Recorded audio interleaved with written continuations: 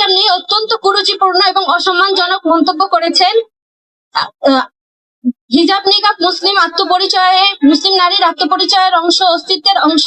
এই পরিচয়কে প্রকাশ্যে সে যখন এই ধরনের মন্তব্য করে তখন তাকে মুসলিম ভাবতে আমাদের সন্দেহ হয়।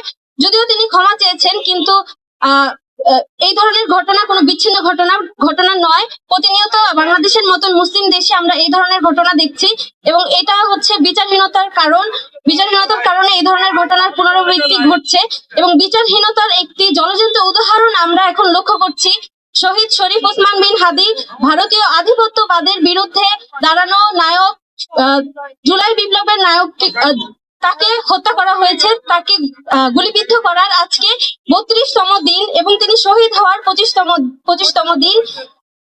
তাকে হত্যাকারীদের স্পষ্ট প্রমাণ এবং অপরাধী শনাক্ত হওয়ার পরও আমরা এখন পর্যন্ত বিচারের কোনো অগ্রগতি দেখতে পাচ্ছি না। অগ্রগতি একদম শূন্য বললেই চলে। এই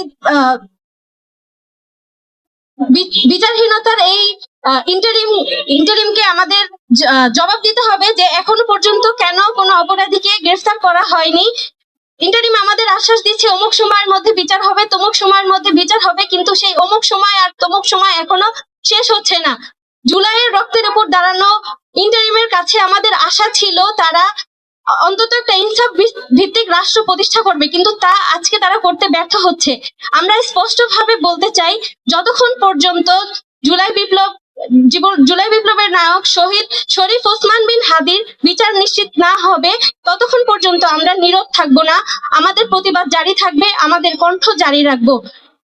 সবশেষে বলতে চাই, ইন্টারিমের কাছে জবাব চাই, আমার ভাই কবরে, খুনি কেন বাহিরে। We want justice for Hadi, ইনকিলাব জিন্দাবাদ।